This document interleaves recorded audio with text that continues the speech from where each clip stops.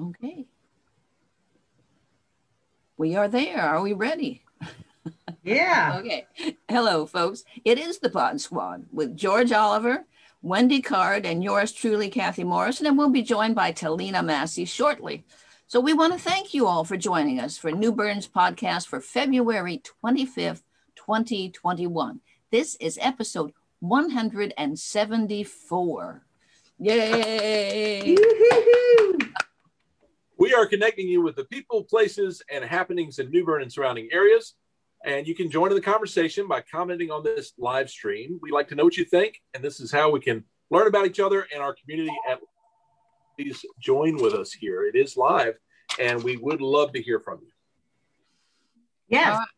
But first, we have a contest. Yes, we do. And you have a chance to win a special prize. And the contest, to be entered to win, you have to comment on this live stream during the show. Because if you comment after the show, you can always read the answer. Anyway, and the question is, what was the first African-American owned and operated air service in the U.S.? Like a commercial airline? Yes. Wow. Okay. That's a good one. Yeah. I've seen a lot of real... Any hints? Like, can we give hints like a geographic region or? Let's see. Or is that in the name of the thing? We wouldn't want to give that away. The geographic region is approximately, depending on how you drive, I drive the speed limit or like 3 miles over. It would probably take me about 3 hours to get there from New Bern. So it's North Carolina based. Yes. Maybe. Oh, okay. Okay. I said it. See, you're drilling me like a lawyer. I'd hate to be in the witness box. I can't Why would that happen? You, George. All right. So where do folks go to give you the answer to the question? Let's see. Where do people go? They go. Man, I'm sorry. The heat got to me right before the podcast. We'll tell them they have to comment on this podcast on New Bern Now Facebook page. Yes, on this live stream video. Right. The show. And we'll announce the answer at about 10 minutes to 2 p.m. And in the meantime, we're going to bring Talina Massey into the room. Okay. See, we were asking you to do too many things at one time. That's what it was. It was too many. Getting older. Maybe Talina may know the answer to the question. Oh, there's a good chance she does. She might. Okay. Is she coming? On your mark, get set. Almost. And go. All right. Hi. Glad to be able to connect. Hi. Oh, welcome, Talina. Good. Hey, lady. Jumped in here. How are you? Yeah. Yeah. I'm good. How's everybody else? Good. Good stuff. Did you hear the question? I did. I was watching, and I may know the answer, but I definitely want to give our audience a fair shot. Yes. Yeah. All right. And they will win if they answer correctly during this show. They will win a gift certificate to a local restaurant. So okay. Good. Yeah. So we want to know the name of the first African-American air service in the country. Yes. Okay. Yeah. All right. Good. And okay. So let's Talina, you got the momentum. So tell us what you've been up to. Oh man. I recently did the 52 Faces interview with the Sun Journal yesterday. That was a very pleasant experience. Awesome. Looking forward to that. Yeah. That's going to be awesome. I saw a couple people on here were past recipients, so I know I'm in good company. But this year, obviously with COVID, I believe it's going to be much different. It's going to look much different than the luncheon that they do in March. So I believe there's going to be a parade around Union Point Park for the recipients. So I'm sure Chris Siegel and the Sun Journal will come out with more information regarding that, but it looks like it's going to be a fun experience. That sounds like fun. Yeah. Yeah. And then Empty Bowls is going on right now. Yes, Empty Bowls. And Yes. Kathy got her bowl. I got my Awesome. bowl. There it is, right there. And it is, Beautiful. you're doing exactly what you're supposed to. It's empty. It's empty. It's empty. That's right. And I've got my little certificate to go to one of the restaurants and fill it up. There you go. Nice. Yeah. Yeah. So can you pick the restaurant, or is it assigned to whichever restaurant? Now, there are a number of restaurants that are participating, and they're on the back of your ticket. The ticket is two-sided, and the front says, hey, Empty Bowls. And the back says, take this to any of these, and there's like 6 or 7 restaurants, and get $5 off. And then the restaurant can hand in the $5 coupon and recoup their $5. Oh, So, That's a yeah. good deal. Yeah. So they're working to, help the community, but also not penalize restaurants in a downtime that we're having here. can we give a shout out to those restaurants? Have you got that handy? I don't have it. Shoot. I know one was Paula's Pizza. Pizza soup. Yeah, Pizza Soup. And I don't remember, I should have brought it upstairs too. I brought the bowl and I didn't bring the ticket. But there were a number of places that you could go. I think one was at Chelsea. I have it. Yes.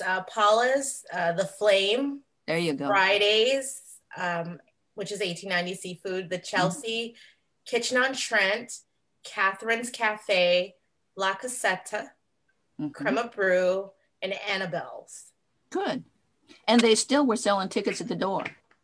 Yay. Yay. So you still can go to Temple Church right now. It's on till, well, it was on till 1 o'clock, never mind. And, but I'm sure they'll still take your money if you want to donate. Where is Catherine's Cafe? Is that new? I don't know why I haven't heard of that. I don't know that one. Sure. I don't know. Okay, we'll have to, just spring things on you there, Talina. You're usually She's working it. You are very quick. It is. It looks like it's at the Carolina Colors Golf Club. Oh, Okay. okay.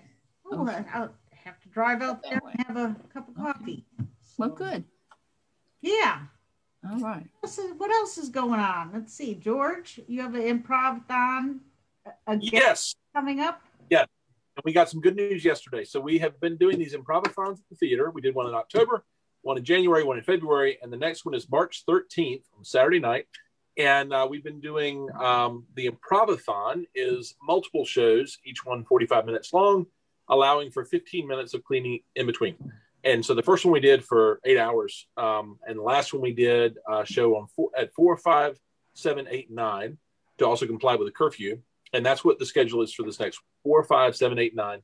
And we have only been selling 25 tickets a show due to the COVID orders that were in place, and also not selling alcohol because the COVID orders don't allow that.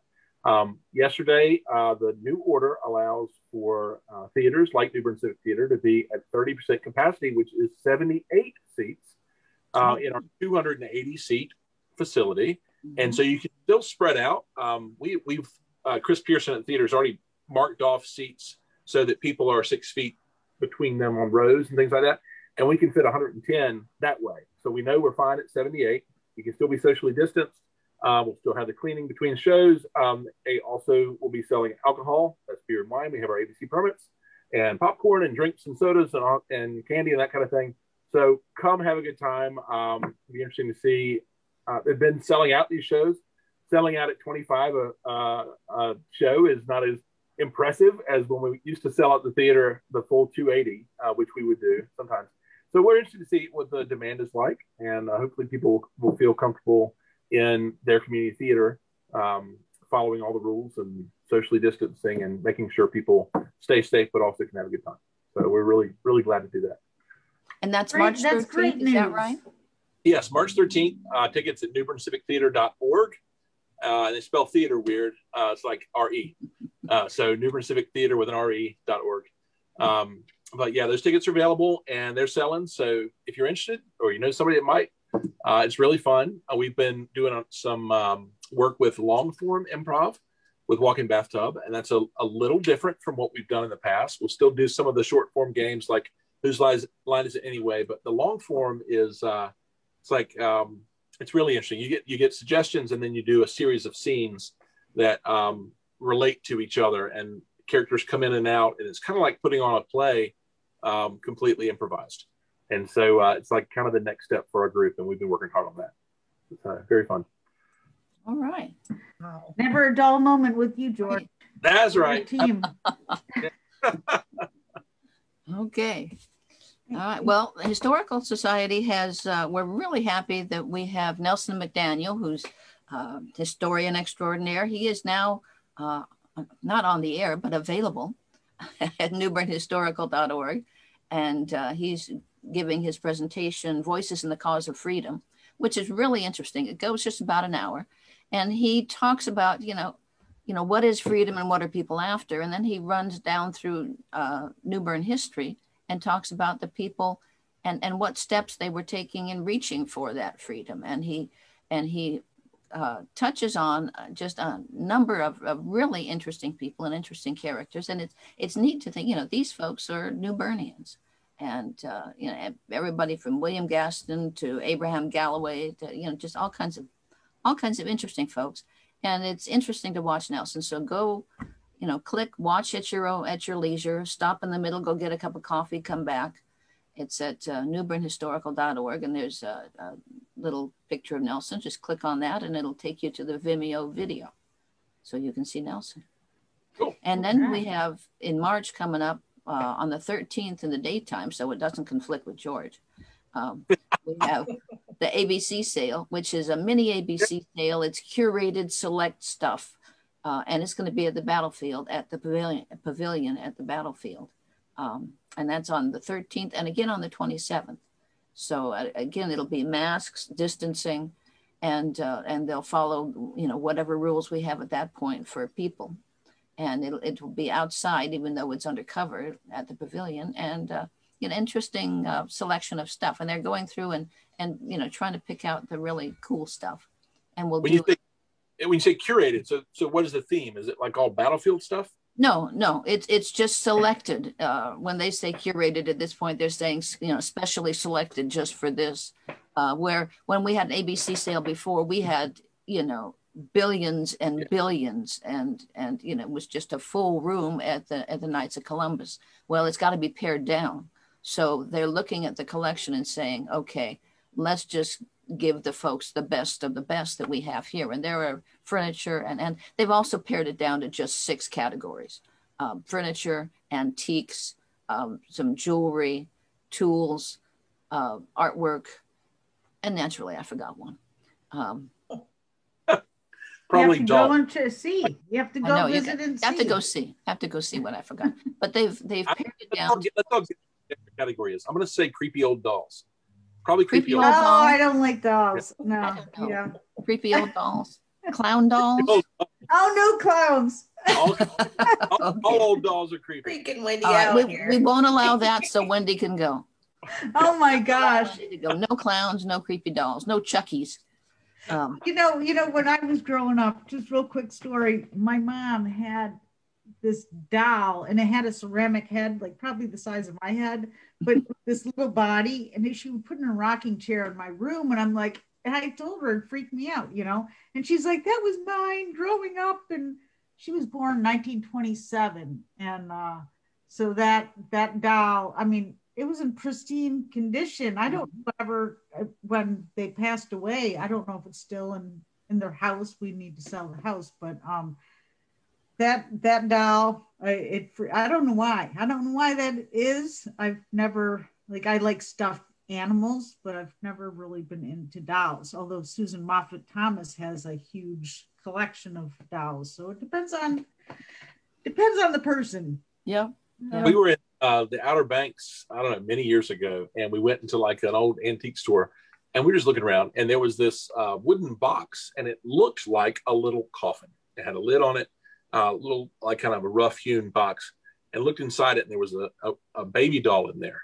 And we took it up and it was a creepy looking doll wearing like an old yellowed white dress and had this hair and kind of crazy looking eyes. And so we took it to the person and we said, we're kind of interested in this box, but there's this doll. How much is the doll? And he said, a doll? There's a doll in that? And he said, I didn't know there was a doll in that box. I suppose I'll throw it in. And so we bought it because it was so creepy. And we used to have big Halloween parties. And so we set this doll up and we named her Annabelle. And we put her in with all these candles around her little coffin in one of the fireplaces in the house. And painted inside the coffin was like this, it was haint blue, which is like what they used to paint on porches, ceilings, things like that to keep evil spirits out. So it was painted all inside haint blue. When we took the doll out of storage for the Halloween party, all of her hair had disappeared. It wasn't like it fell out and it was gone. It was gone. And none of the kids will touch that. I mean, none of us have touched the doll. Even like, so yeah, that's fun. No, George. Speaking of hair, just real quick, I can't help it. Okay. No, Talina, at the Halloween party, I put my phone in there and the ringtone I changed to a crying baby. And so if you could get a child or somebody to look in there and then somebody would call me and it would start crying in the coffin. Gosh. Perfect. Okay. Oh, wow. One last question. Did your parents save your hair and give it to you when you were an adult? I have a piece of my hair. Really? Wait, I think Wendy means that all was of really strange. Yeah, well, my mom would cut I had long red hair and it was lengths, and she'd give me this envelope, and it's like, it feels like there's a lot of money in there or something. She's like, here, I have something I've been saving for a long time. She hands it to me and I open it up and I'm like, oh my God, this bright red hair. I'm like, what the heck? Who does that? But I guess my mother did that. Well, my mother was born in 1917, so maybe there's a that part of the century. Talina, does that sound familiar to any of your relatives? I mean, it does. My grandmother used to say how they would preserve a lock of hair. So I do understand the tradition, but it's not been passed along whatsoever. So. You haven't run around with your scissors? Not at all. No, didn't even think about it. Okay. Was this like a graduation from high school present? Like she gave it to you, or was it? When do you give it? Yeah. After I retired from the Navy, I went, home, to visit, and that's when she gave it to me. And so she was I'm guessing she was at least in her 80s at that time. So she was probably just trying to get every time I go home, I need to clean up this stuff so you girls don't have to deal with this when we're no longer here. So, but yeah, it was a surprise to me. You know what? I'll chalk it up as they were forward thinking. They were the original 23andMe. Yep. There you go. Gosh, man. Oh, can I throw one more thing in before we go to guests? I want to remind folks about the March Scholarship. Does it involve demon baby dolls? No, it doesn't. Not at all. Not this one. Not at all. Not nearly so interesting as demon baby dolls, and locks of hair with which you can cast a spell. I don't know. No, Mark Scholarship. The Harriet Mark Scholarship is open now, and we're accepting applications. And I want to remind all the folks, it goes to a senior from New Bern High School, and it is equally based on need and academics. You can find the application at newbernhistorical.org, and you have until March 26th. So March is coming screaming up next week. Oh my gosh. It's going to be March. So yeah. So if you know somebody from New Bern High, the scholarship's been set up since 1968. So those are the parameters from them. But if you know somebody, tell them, go ahead, sign up for it, fill it out, apply. Well, thank you to the New Bern Historical Society. That's a wonderful thing, that the things that you're putting on, so, and that's a great opportunity for the students. So, yeah. And so are we ready to bring Gary in? Gary, are you ready for us? Is that you in the waiting room? Let me see here. Better look. I see. Yeah, that's Gary. Yes. We have Gary Kenefick. He's a former Marine. You guys know Gary? There he is, coming up. I haven't seen Gary in a couple of years, and I can't wait to see him. So okay, and he's going to tell us about the Neuse River Bridge Run. Exactly. That's good. There you are. How about that? Hey, Gary. Hey, good to see you. Hey, Wendy, it's always great to see you. George, I think I like you. I like that story about the coffin and the baby doll. And Kathy also. My mother was born in 1918 and took a clip of the 4 kids in my family, a clip of her hair. Mm-hmm. It's just something they did. You know, it was in the drawer with all the old family pictures and the baby shoes and, you know, all that stuff was shoved in the drawer. It all kind of comes around because every morning I comb my hair and I get a lot of my hair. So it kind of happens that way too. Wouldn't I like to have that extra little bit back? Yeah. Right. Boy, man. Well, Bridge Run is coming back. It is. We had a kind of a temporary pause last year because of COVID. And we're planning to have an in-person as well as a virtual event this year. Of course, with the public health concerns and all that's related to it, we decided to go completely virtual. So the virtual really is, and we have really 5 events. The Kids Run, which we have every year, a 5K, a 10K, and a half marathon as virtual runs, which means you can choose any day, you can do that at one time. And a challenge event for a 5K or a 10K. The challenge is over the 10-day period that we have for the Bridge Run from the 18th to the 28th, you can do those events incrementally. So if you want to do a 10K, for example, challenge, you can do 1K, you can walk it or run it every day for 10 days. And at the end, you've accomplished your 10K challenge. So we have registration going on. It's really picking up now. We're at bridgerun.org, and people can go there, get information, can register, see who our sponsors are, and also see who benefits from our event. It's this is our 15th year running it, and in the past years we've had either between 1,300 or 1,400 runners and walkers every year. And we bring folks in, they spend their money here, they get the visibility, movement gets the visibility.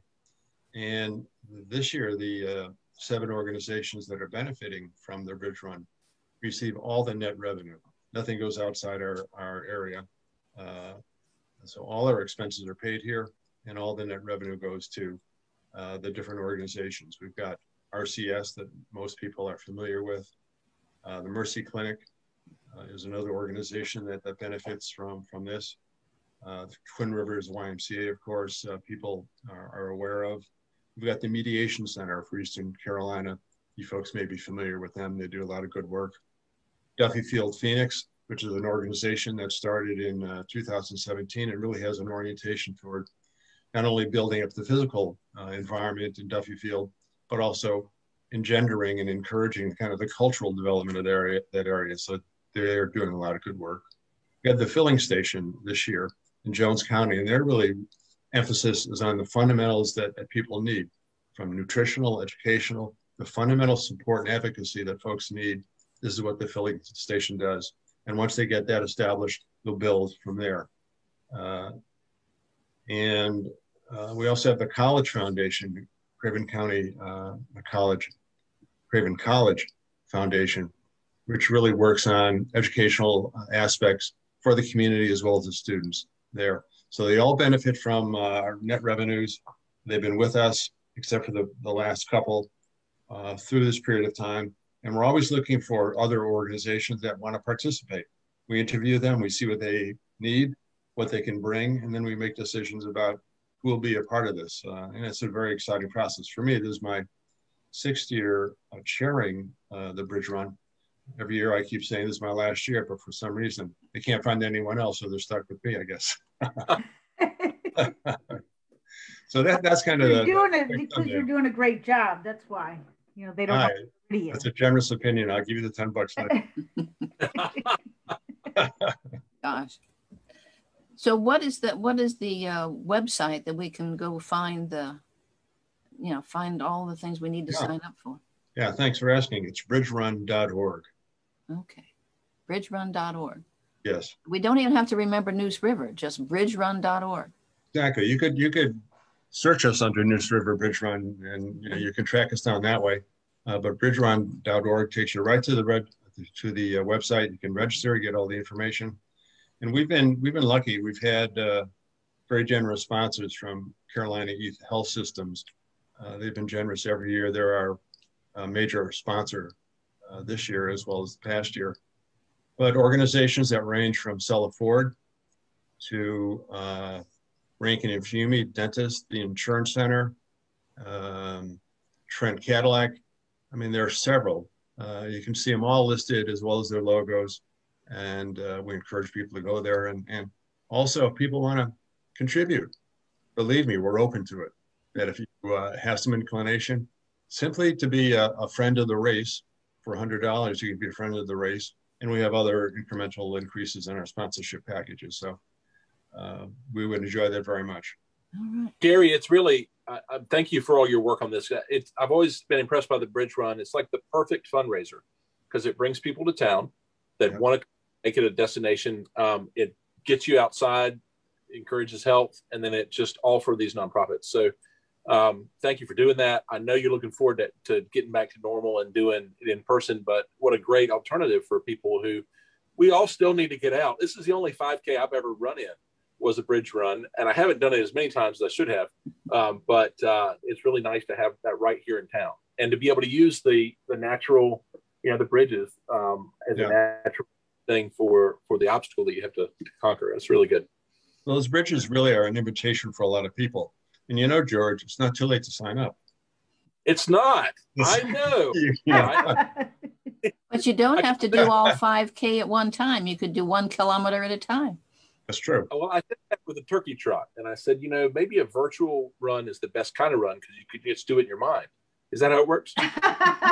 Well, you can, certainly you could register and do whatever you like from there.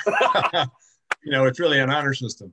But, and this is not a spin, but one of the benefits that has come out of this pandemic for the Bridge Run particularly is this whole orientation around the virtual and the challenge pieces of the Bridge Run. And next year, we're planning to do it April 7th through 9th are the dates we've kind of penciled in. So we're going to do both an in-person, God willing, as well as the virtual and the challenges. So that'll include more people that can do it in their way. And some people really like the competition of running with their large crowd. Others want to do it individually. So that's an added benefit to the Bridge Run. So we're really looking forward not only to this year, but we're beginning to plan already for next year. And for people that aren't here. So like if you move away from New Bern, but you've always loved doing the Bridge Run, you can still participate wherever you live. Yeah, that's a great point. And we've had people from Hawaii who've competed in the Bridge Run.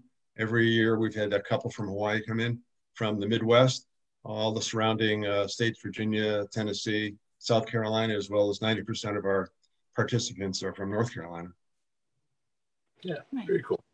Yeah, and it's a great event. It is definitely a great event. And what is the 10-day window again we have to run in? Officially starts on March 18th and goes through the 28th of March. Okay. Well, Gary, from a fellow service member, I definitely thank you for continuing to serve our local community. But also just give you a big hoorah. I'm glad to be within your company and on this site with you. So thank you so very much for continuing to serve. Semper Fi. And Wendy, same to you. Wendy's close to us. She's a real devil dog for us. Oh, sure.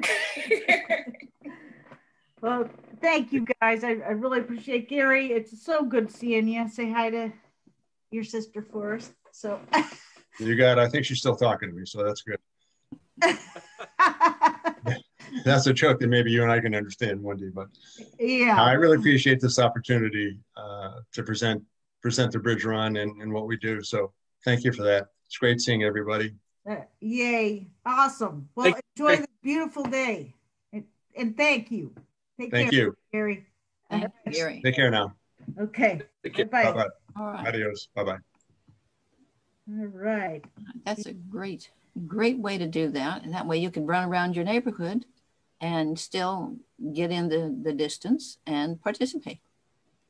Or donate. Yeah. Yeah, that's right. Maybe I can ride Finn. around my neighborhood. That would There you go. break his back. Put your little Fitbit on Finn, and then you'll know how far you go. He's gonna run it for me. Yeah. There you go.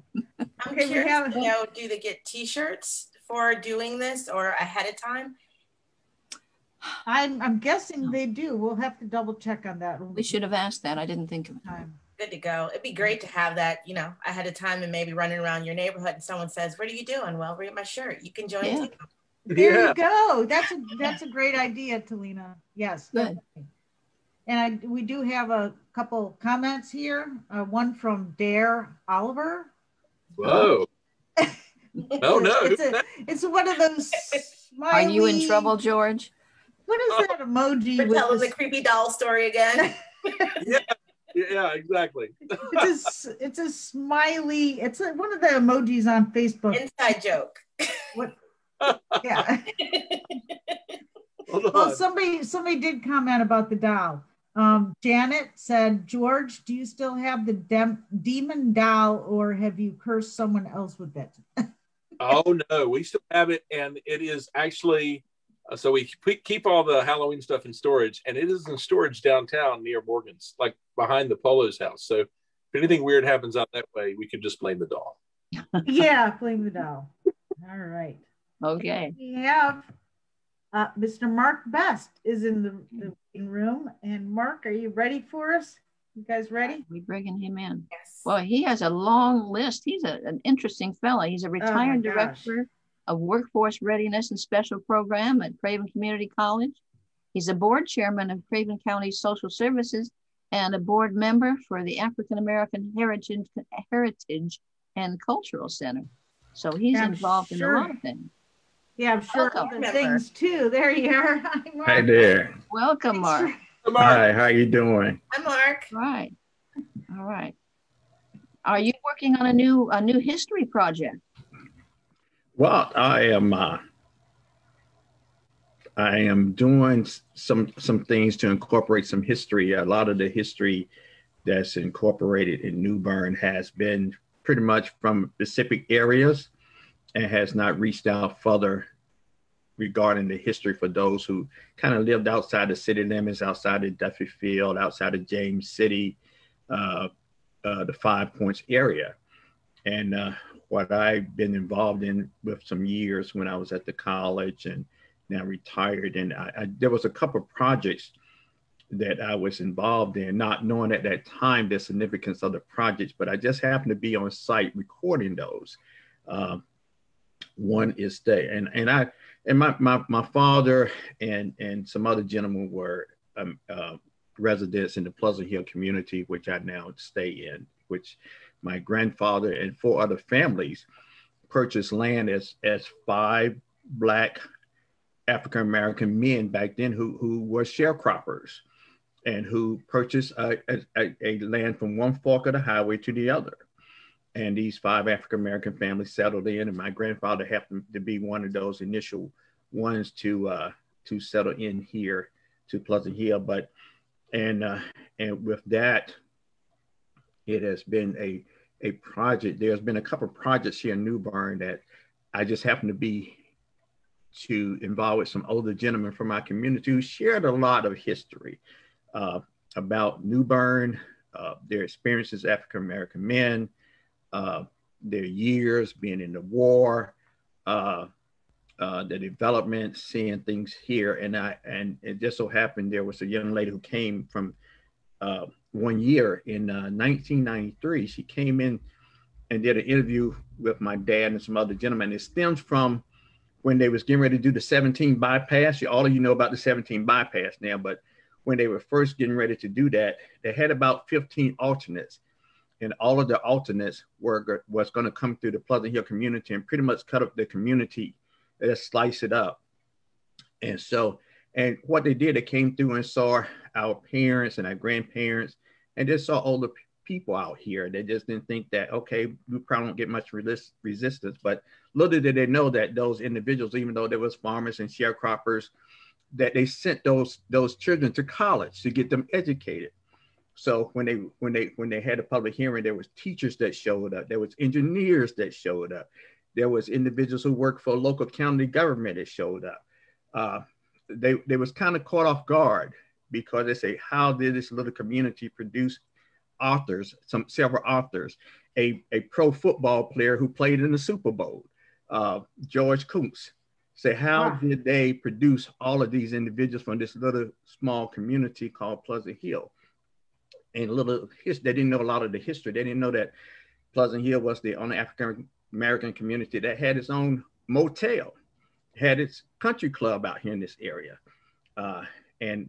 And also it just so happened that we had an elementary school out here called Pleasant Hill Elementary. My dad was the custodian there. All my brothers, he had 6 boys. So every year as one graduate went to high school, he had 1 or 2 more that worked with him at the school. So when I was part of Leadership Craven, they took a tour of Pleasant Hill and I was able to share with them some things. They said, Mark, how did you know so much about the school? I said, we knew every nook and cranny in that school, which windows closed, which didn't close, and all of that. But as a part of that interview that came to pass, the young lady said there was 3 institutions involved: Duke University, UNC Chapel Hill, and NC Central. It was involving the experience of African-American men during Jim Crow time. And because of that history, and I just happened to be there recording it, not really knowing the significance in it. And then she said, well, this is going to be in the archives of Duke University Library, UNC Chapel Hill Library, and NC Central. So some years later, when I was at the college, they had some speakers from that same project to come and talk about African-American women who was a part of that same project. And I was sitting at my desk one day, I said, I wonder if that, it came, because she did an audio. I just happened to record it, so I did a video. I said, I wonder if that is in the archives at Duke. So I called up to Duke Library, and the guy researched it. He said, yes, sir. We do have that in our library. And he sent me a copy, and I sent it to Tryon Palace before they moved. And I think during the moving, they obviously lost from what I was told, the audio. They lost that. So, because I was trying to incorporate that as a part of their history down there, because that is significant Black history. But I happened to record it. So I'm trying to get that recorded, because I can't think of any other visual communication of African-American men communicating about history from this area. That's on tape. I put it on a DVD. And then and my dad was a part of that. He was interviewed in a couple of magazines I was just going through and saw that, got a copy when he was interviewed in a newspaper. He was in a magazine up in the Raleigh area. He and another gentleman, Sir Lehman Dillon, is some of the oldest African-American property owners in the state of North Carolina. Wow. And along with that, he had some children who did significant things. My sister was the first Black social worker in Pamlico County. While at the college, I became the 3rd person at Craven, but the only African-American of the institutions that's Craven been existent to receive a state award. That was Community College Staff Person of the Year in 2011. I had a brother who spent about 48 years connected with the Army and with DOD. And plus my father still has children still here in Pleasant Hill. Had a brother move back from St. Louis, had a sister move back from Detroit, just had a brother move back from Atlanta, Georgia. So our heritage, my grandfather had he had about maybe 46 acres of land. My dad worked for him and incorporated land for his children, which he had. There was 10 of us. There's 8 of us still here. We all communicate. We have a scholarship at Craven in the name of our parents, because they always was giving back. Neither one of them completed their high school education because of farming and raising kids, but education was important to them. So I am trying to instill some of that history in our area. And there's still some history that New Bern needs to know. We have a literacy council here. And I was just happened to be at a meeting, and somebody said, well, how did the literacy council get started? I started it along with Miss Eleanor Hawkins, who was at the library. I went to her. I just started at the college, maybe a year or so. I said, we need a literacy counselor there. I talked to Ms. Hawkins and asked her, would they bring that under the umbrella of the library? Because I was director of basic skills at the college at that time. And so we worked together. I purchased the materials. We recruited for tutors. And that's how Craven County Literacy Council got started.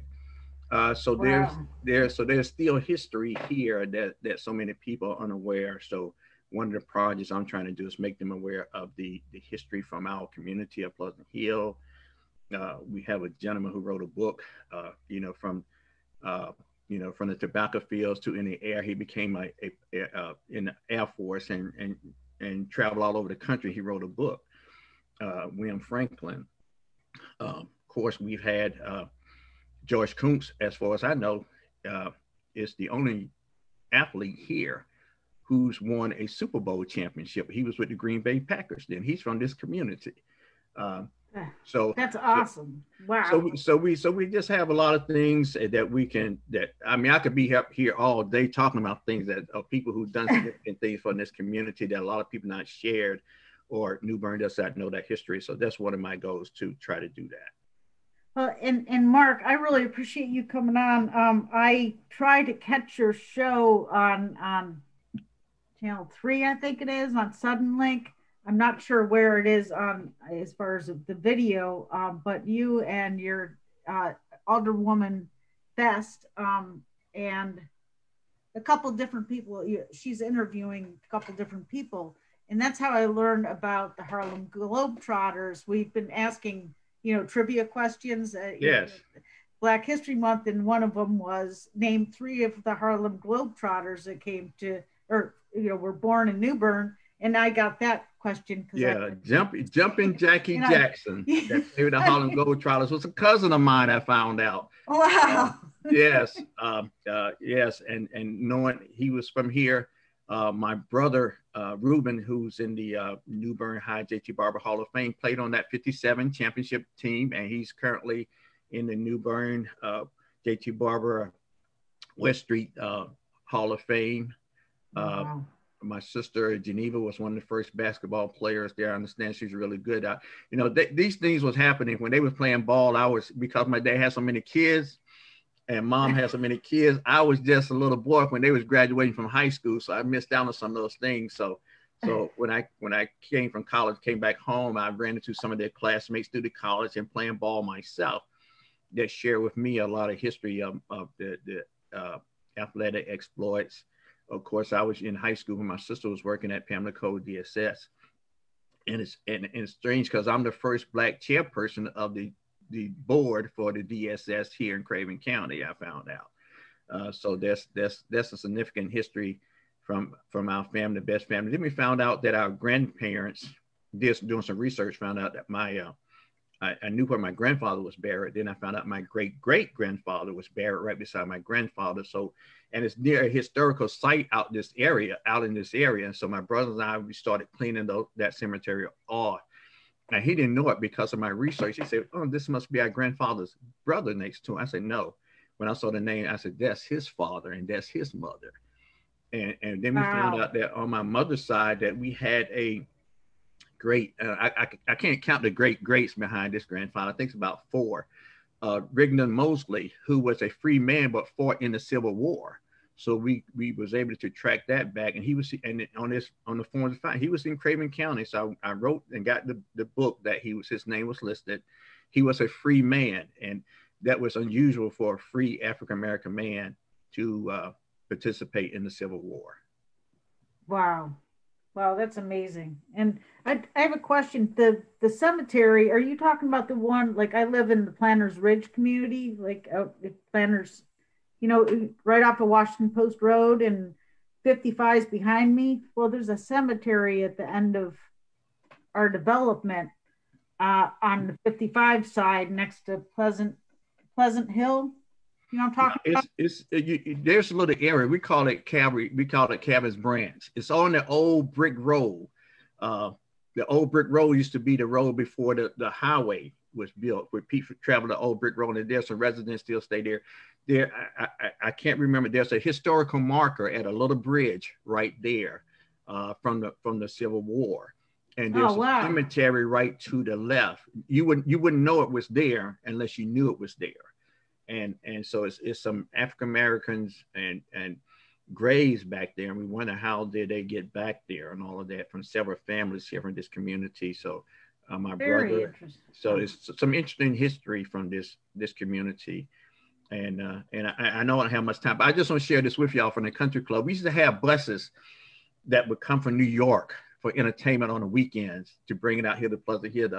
They would play at the country club. We had the little motel where they would stay, and then people would go and eat hamburgers and hot dogs and all of that.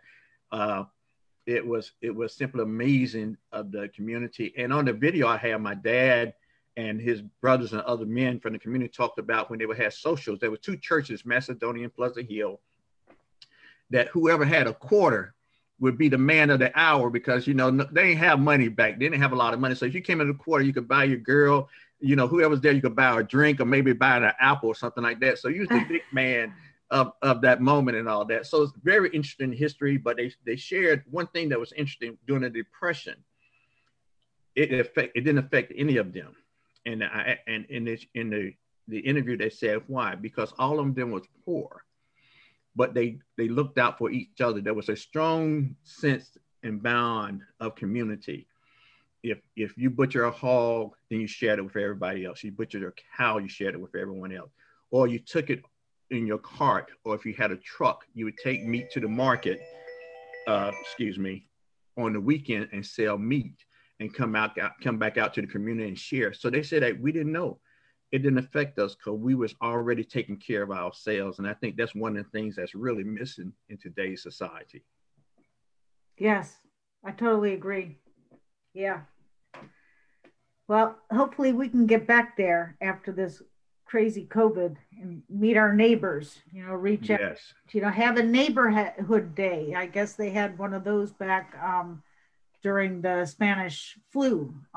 It was a worldwide neighborhood day from what I read. And I think it's about time we do that again. So. And when before, I know I'm not talking, but you know, it's so significant because my dad is a St. Patrick's Day baby. He was born on March 17th. I said, wow. I said, how? I say the significance of him in this community. And when I was in Raleigh that time, because my brother shared this with me, because we all worked in tobacco. My dad had tobacco, he had corn, he had hogs, he had cows. We had mules, we had goats. I mean, we had a wood heater. We go out and chop wood every day. The stories were significant because we talked about some time. I mean, and I know you don't have time, but we didn't have we had a wood heater in the house, in one room in the house. And if you have 5 boys in the house, somebody, you know, it was 3 of us be in one bed and 2 of us be in another. Then if it was your time to get up and get that wood heater started in the morning, everybody else will push you out of bed so you can get the fire started in the house, because everybody else is under the quilts trying to stay warm until you get up and start to heat it. So many different stories that we could share about that experience just growing up and having some semblance of what my father and my grandfather and my memories that I have of them, and from the older gentlemen who shared their experiences also. I would love to connect you up with Jim Hodges, who's the curator for the Historical Society, and Claudia Houston, who's the historian, because we're reaching and trying to collect more and more African-American stories to add to you know, the New Bern story. Yeah. And I'd love to have you all get together and talk. Oh, that'd be awesome. And the thing about it, I have a lot of that on video now. You know, that would be great. Talk about grave sites where, you know, one of my cousins said my grandparents are buried underneath this tree. And we went back there about a month ago. I think that tree has fallen because it was his grandson that we was laying to rest. And we took them back there. The cemetery growed up. My brother and I went up there and cleared it out.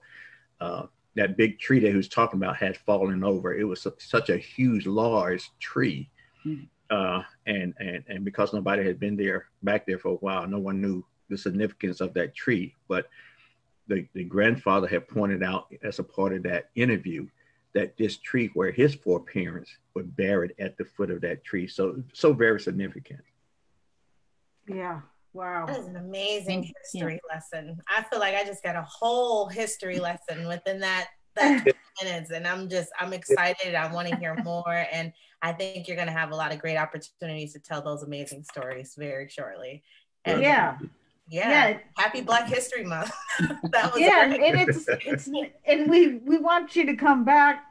It doesn't, it's sure Black history is important, but it shouldn't be just a month. It should be all we're all together, and I welcome you back anytime. And after this podcast, I'm going to go walking around looking for that cemetery, because I'm out here in the Pleasant Hill community. So I'm really excited. Really. Well, when do you have to stop by sometime and just drive in the driveway? I'm more than happy to send you my address. I last year when the COVID started, I just started doing we all do things with our hands. So I just started putting together a little patio area where we can have 6 feet distance outside, enjoy the fresh air and some shade and all that. In the summertime, that became my meditation area and all of that. So if you stay out this way, feel free to stop by. My sister-in-law, Barbara, who's the alderman, stay out here in this community with my brother, Steve. My grandfather's old 2-story house is still standing. It's weathered, but it's still standing. It's there's about 3 of those homes still left in our community where great-grandparents and great-great-grandparents built, where they raised families and all of that. Wow. But what an honor. Thank you for having come join us, and Mark will be in touch, and have a wonderful day. Enjoy this beautiful weather. All right, you all too. It's nice meeting you all. Okay, nice to meet you. And listen, and when you see Pat Drake, tell Pat I said hello. Pat worked with us when we was at the college, doing some wonderful things with the employment readiness program. She allowed the students to come down there. When she heard what we was doing and try to get, she would allow us to come to the UPS store then. And so then they could print resumes free at no cost so long they were sent from the program. So I saw that she sometimes is a part of your individuals that you talk to sometimes. So when you see Pat, I haven't seen her since she retired, but please tell her I said hello. I will. And maybe I'll stop by your house with her. That'd be great. We'd love to have you guys come by. All right, Mark. You have a great day. All right, you all too. Nice meeting you all. Thank you. Nice to meet you. Okay. All right. Okay. All right. Let's Kathy, see. the makings of a lunch and learn going on here. It is, and I'm thinking, we need to collect those stories, and we're working on collecting more and more stories. I was thinking, they're working on all the new signage to go up, all the new history, the Black history signs going up in and around the Duffy Field area that points out, pieces of New Bern history, and it's not Black history; it's New Bern history. It's all of our history, right? Yes, and we need to collect that up, and I really would like to make that connection for Mark. And I see that he's on the African American Heritage and Cultural Center group, and there's some of our folks in that group, so we'll work to get together. Yeah, Talina. All right. Okay.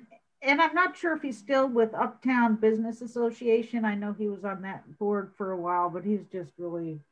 Mm-hmm. I follow him, and I love listening to people talk about history, and I'm so glad he joined us. And before we have one more guest, Michelle Garren Flye with the next chapter of Books and Art. But before we bring her in, I'm going to say the contest question one more time. And it is, what was the first African-American owned and operated air service in the U.S.? And so comment on the live stream. And then after Michelle joins us, we'll announce the answer. So we ready for Michelle? Ready for us? Okay. Here comes Michelle. From the Next Chapter Bookstore, Next Chapter Books and Art. And it's time for another issue of the literary magazine. Sorry, Michelle, we were running a little late. No, that's okay. I've had a great time listening to Mr. Best. I totally agree with him. There is so much history here that we all need to know. Yes. So, yeah, he's fascinating. Yeah. I need to get him into the bookstore. Yeah, exactly. Yeah, we need to turn the video or audio that he has into books. Mm-hmm. Yes, somebody do that. Well, I was trying to do that I'm not going to say her name because I don't want to give it away, but somebody's in the process of doing that we all know. So, anyway, don't ask me, George. I'm not going to. You're not going to get on me, but. Wendy, you're going to get this. Michelle, how are you doing? I'm good. The store's great. Having a wonderful time here. And I came because I wanted to tell you guys about the Next Chapter Literary Magazine. Okay, great. I'm doing it every 6 months. It's open to anyone who calls Eastern North Carolina home in some way. I do have some people who have moved away who still submit, but they grew up here or they lived here for several years and they still love it. I mean, you know how New Bern gets into your blood. Yeah. So yeah, it's been fantastic. I'm doing it again in July, and each one has a theme. This one will be hospitality. Just thinking about the way people in this town do greet people, and are so hospitable. Are you looking? That is so true. Yes. Short stories, poems, essays. What? Poems, essays, photography, art. Sorry. Okay, thank you. Okay. Sorry. The magic of live. Thank you. Yeah, TV at its finest. Sorry about that. So yeah, I just got a donation. So great. Yeah, yeah. That's nice. Yeah, you got to keep doing business. I mean, that's what small business is. And what a great interruption. Okay. An audiobook? Yes. Okay, thank you. We do carry audiobooks, used audiobooks, take donations, have a trade-in program. Here we go. We'll just have a little commercial. So I found a book the other day there I was looking for. Oh, yes, you did. Yeah. I enjoyed seeing you. Michelle will tell a little story about you that a lot of people may not know. You got the library started at Epiphany, right? I did, yes. Yeah. And I obviously haven't checked the book out there. I don't know the current status of it, but I don't know if you're still working with it or not. I know that you were the force, though, that really got that going. Yes, I worked with it for several years. Unfortunately, the bookstore fortunately for me, the bookstore has really taken over my time, so that I have to be here all the time. So I haven't, plus with their COVID restrictions and things, it's not possible for me to volunteer there at this time anyway. So. But what a great thing that you got going there. That's great. That's really good for the kids. Thank you. I hope that they enjoy it, and I hope it lasts, for years and years to come. So, yeah, good. And you are taking donations for peace counseling. I am, yes. Peace counseling service. Yes. Okay. Things like hygiene products, shampoo, lotion. Things that soap. Things that. Not food, because they sort of have that covered, but peace, it's called Supporting Peace. That's the part that does that. And if you bring in a donation here, I'll make sure they get it, and you can have $1 off of your purchase that day. So what a deal. Michelle, we love the Next Chapter books and art store. We are talking to Tisha Glover and her son Nicholas. Was it Nicholas? I think last week or the week before. Peggy Barnes was on, and I'm like, okay, I gotta call Michelle as soon as we get off. Well, I got distracted, and probably 10 minutes later, Peggy texted me and said, "Hey, have Tisha call Michelle." And now the book Davis Speaks is in your store, and it is. Can't thank you enough for that. It's a book about a child with autism and the journey, his brother, it's just it's a very moving story, and you have so many moving stories, you know, and these authors, they all have great stories to tell. And yes, thank you for, you know, bringing that together. And it's just so wonderful. It's awesome. I'm just, you know, I'm happy to have them here. And that is a beautiful book. I have read it, and it's just I'm sorry. Repeat that, you were kind of going out. I just wanted to say, I'm really happy to have them here. That is just a gorgeous book, and I appreciate you guys sending her my way. So, well, it's all learning about each other. That's the whole goal of what we do here. And if you're watching and you have a story, share it with us, share it with Michelle. It's just, you know, connecting each other with, there's so many wonderful people in this town. I know we're seeing each other virtually, but, you know, just there's so much going on that a lot of us are not aware of, you know, until right. So yeah. Rambling. Yeah, no.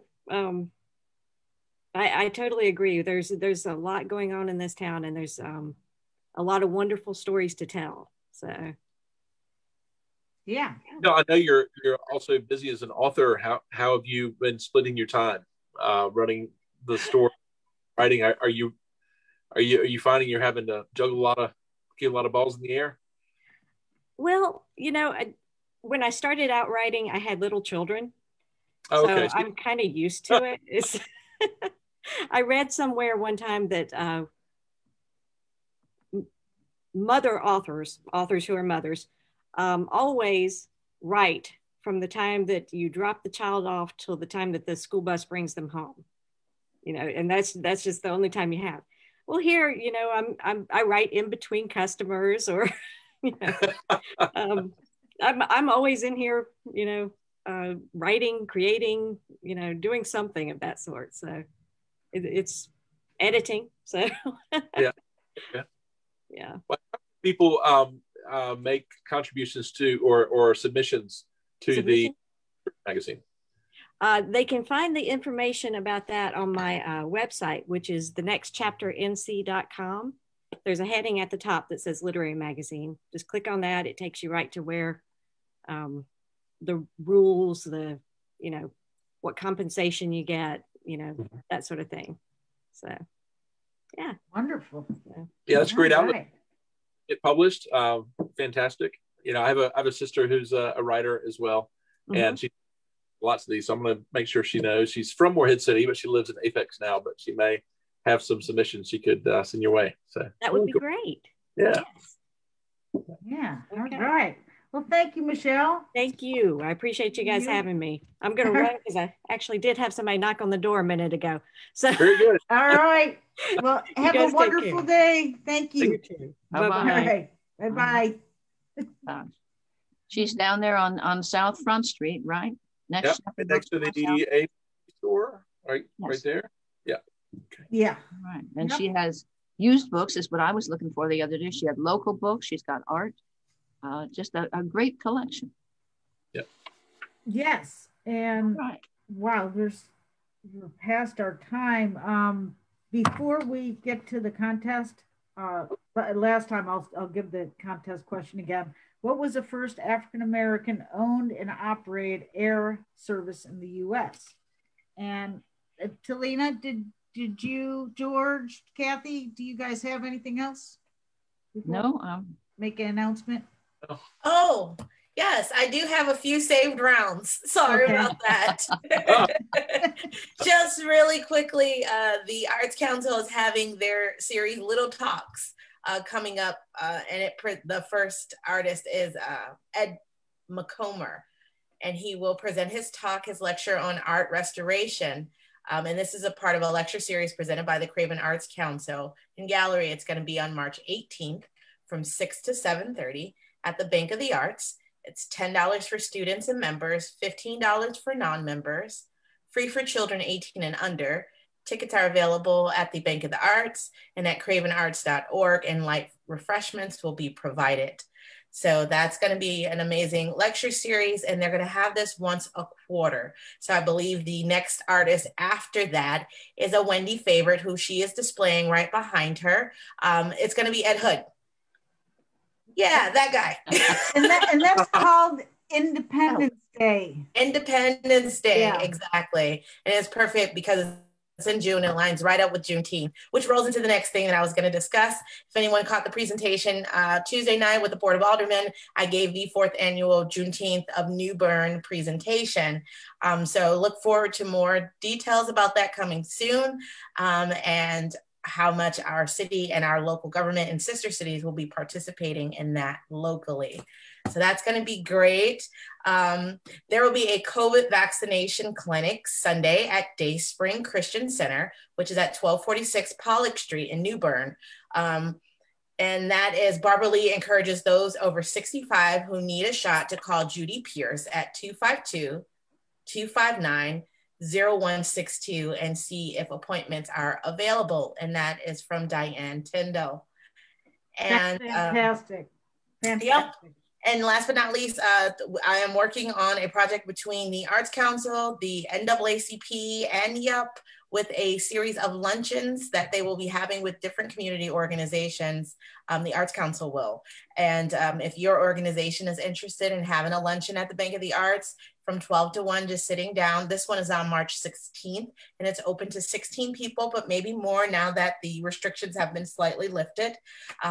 So we will just have a luncheon, discuss art, and just discuss the different initiatives that are going on in the community. And it's a nice way to pair the community with the arts community with our various different communities who may or may not be within the walking vicinity of the Arts Council, of the Bank of the Arts.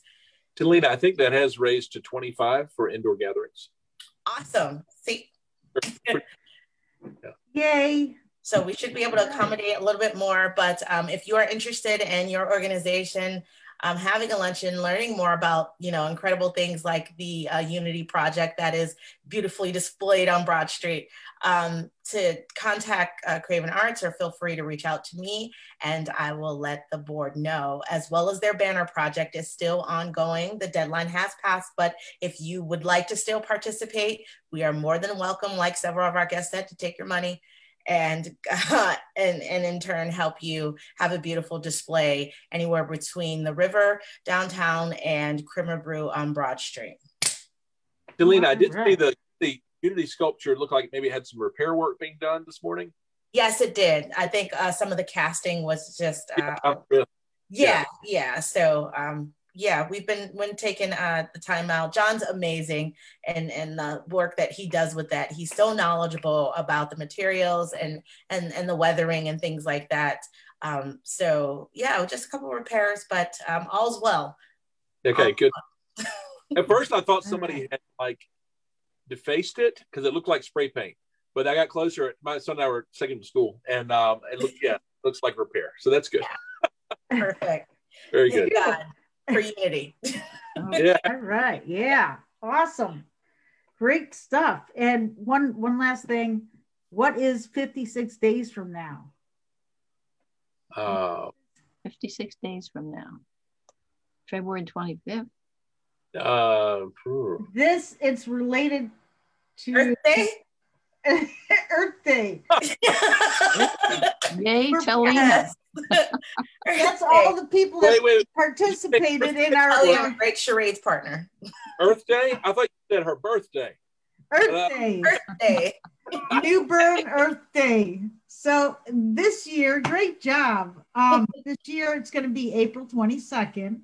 And the first Earth Day was in 1970. And we're asking you, if you have a business, a nonprofit, if you're an individual, you want to participate.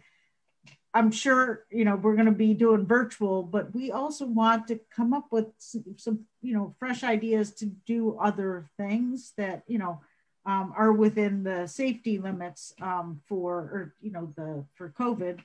But please contact me, 259-6853, or send an email to info@newbernnow.com. So, all right. for the contest to answer? Yes, what's the answer? What's the answer? All right. Nobody guessed. I just sent Jamisha. Hello, Alderman Harris. She said, hey, Pod Squad. Okay, Talina. Do you know? You know what? I'm stumped, honestly. Okay. I am definitely stumped. It is Piedmont Airlines? No, I don't know. I guess Bessie Coleman's descendants. I have no idea. It's Wheeler Airlines. In 1969, African-American aviator Warren H. Wheeler from Durham, North Carolina, established Wheeler Flying Service, also known as Wheeler Airlines, the first of African-American owned and operated air service in the United States. So, 1969, okay. Yeah. All right. Shame on me. I gave that as a Black History fact last year on Juneteenth in New Bern. So you're grounded. My head and not my heart. I'm sorry. All right. Are we going to do a joke, Wendy? You're going to skip a joke? I'm going to skip a joke because we're way over time. But I appreciate everyone's time and thank everyone for watching. So. All right. We want you to let us know if you'd like to be a guest or if you have any questions or suggestions by calling 252-259-6853 or send an email to info@newbernnow.com. And we want you to join us on March 4th, which is the next one up, 2021 from 1 to 2 p.m. as we Zoom live on New Bern Now's Facebook page. The video and audio will be uploaded to newbernnow.com, YouTube, iTunes, and wherever you listen to your podcasts. And you can also listen to the show on New Bern Now's news talk radio station, WNOS 103.9 FM, and by tuning in every Wednesday at 8 a.m. and again at 5 p.m. You don't have to do it twice, but it would be nice if you did. You could hear us twice. There you go. And Talina has something there. What's the shiny object we see? I completely forgot to announce that I was one of the Jefferson Award winners in the 50th. Wow. Yay, Talina. Wow, very nice. Yeah, very nice. Hopefully. Congratulations. Thank you so much. I appreciate it. Same crowns. I'm always the one. I'm sorry. No, fantastic. That is just, wow. That's awesome. What a great way to end the show. So congratulations, Talina. Thank you guys for joining us and have a great day. Enjoy the weather. Bye, guys. Bye. Bye-bye. Bye-bye. And okay.